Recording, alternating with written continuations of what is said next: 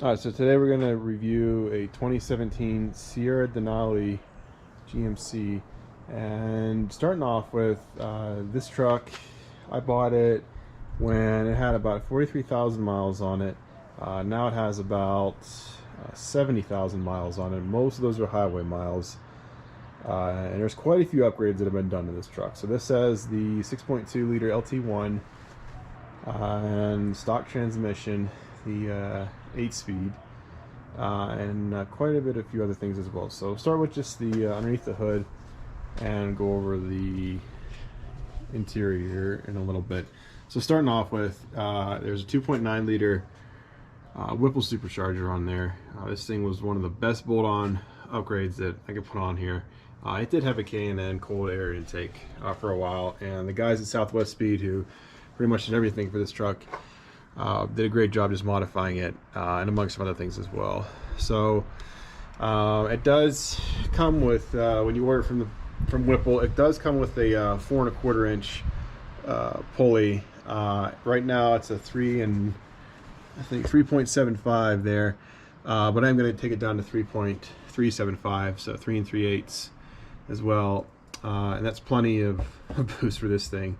Not to mention that I'm driving at about anywhere from 5,200 feet to 6,000 feet on up MSL, so really don't want to start messing around with the air-fuel ratio too much there. But considering that I am driving that daily, it does make sense to not have to try to overdo it here, and I'm totally fine with this daily driver being a 3 3/8 pulley there. So, all right, moving onward. As far as additional upgrades, so if you look down there, you can see the Texas Speed Performance 1 7/8 headers, and same as on the other side as well. If you kind of look up here as well, you're going to see that guy right there, as well as another fuel module. So this truck did not originally come with flex fuel, but you can run E85 on it. The issue is that for the ECM down here, you're going to have to use one of the pins in there. It's number 37 for this particular type. And I'll try to just bring it down there for you. So that white wire is just out of the way, but on this ECM right here, you're going to have to find number 37, and the kit that it comes with the Performance Fuel Dynamics, I think is the name of the company, or Advanced Fuel Dynamics. It'll sell you a kit that actually lets you run E85. It's Advanced Fuel Dynamics. This is just kind of what they go off of there. So definitely worth it. It was a couple $100, but if you do want to run E85, absolutely worth it. And as far as the cam goes, so I had the supercharger put on it in the fall of 2021, and then took it back to the guys at Southwest Speed, and they did the headers, and they put a Texas Speed Performance Gen 5 cam in there as well. And this thing is everything that I want it to be as far as the cam goes. I still run E85 with it, but I'm not running it too much beyond about 40% concentration. And the reason why is just because the cam does enough without the E85 essentially. So with the cam, you have to get the DoD delete kit, plugs, and with that is what the cam too came the Manton push rods, 7.85 inches as well, and with the phaser toolkit too, and everything is on Texas Speed Performance website as far as what you need to do and what you don't need to do. This isn't a real aggressive cam. It's 223, 227, 0.635, 0.635 inches, but it definitely is exactly what I was looking for. Not a too aggressive cam, but a daily driver as well. And the gaskets, everything else that comes with this as far as the hardware goes too. So that's for underneath the hood on that part particularly. But then, okay guys, so we'll go ahead and fire it up here, and I'll pull it out for you. It's not cold start, but it's going to be pretty loud. So it does have a, as I mentioned, a Borla ATAK muffler on it, and that's it for right now. So give you an idea of how loud we're talking here.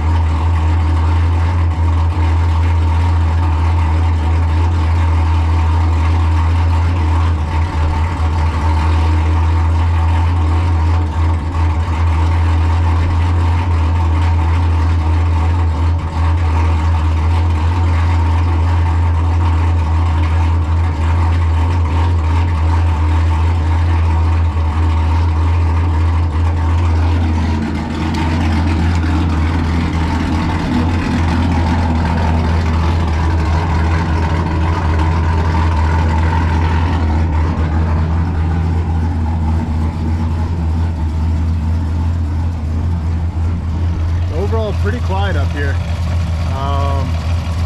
Definitely not too loud sitting in the cab, but if you really get on it, it's definitely you can forget about noise canceling. It's good loud.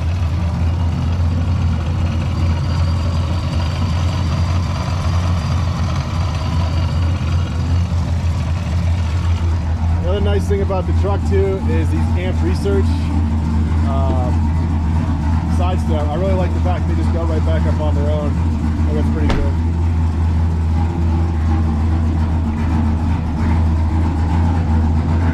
Not a bad chop.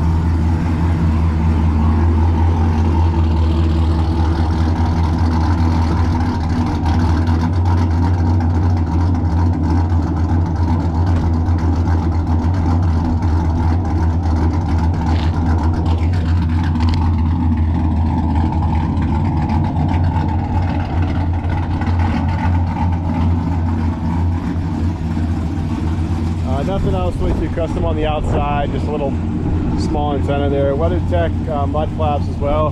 These tires though, these Toyota tires, they're great. They got the speed rating, but they really tend to wear really quickly on the edges here. And that's not really aggressive driving either. That's just what I had experienced. It's not digging corners too sharp or anything. It just happens to be the wear pattern on the tires. It's really premature. As far as the inside of the truck goes, pretty standard.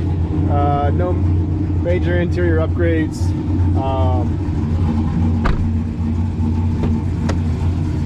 But these trucks, they are really sharp on the interior. Well, obviously the newer ones are even better, but no issues at all as far as the interior of the pickup truck goes. And finish it off here, I'll give you guys a little bit of rev. You can actually hear what this thing sounds like.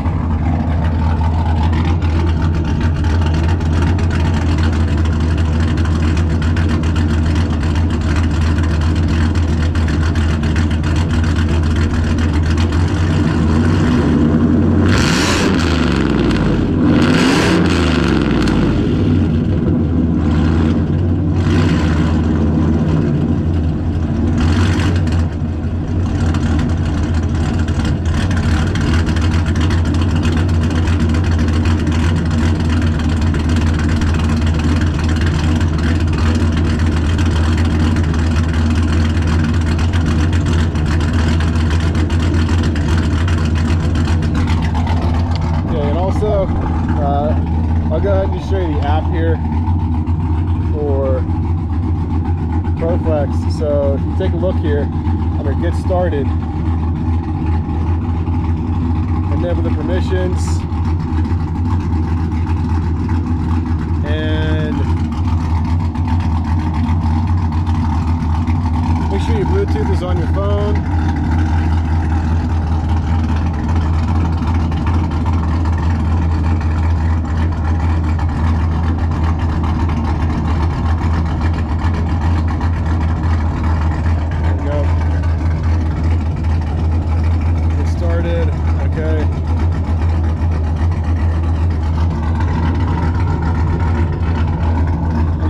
All the devices here.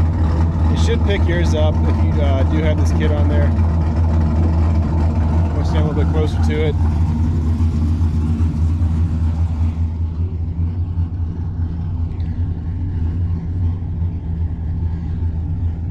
Then you can see pretty much real time. I'm running 36% ethanol right now, so that's pretty cool.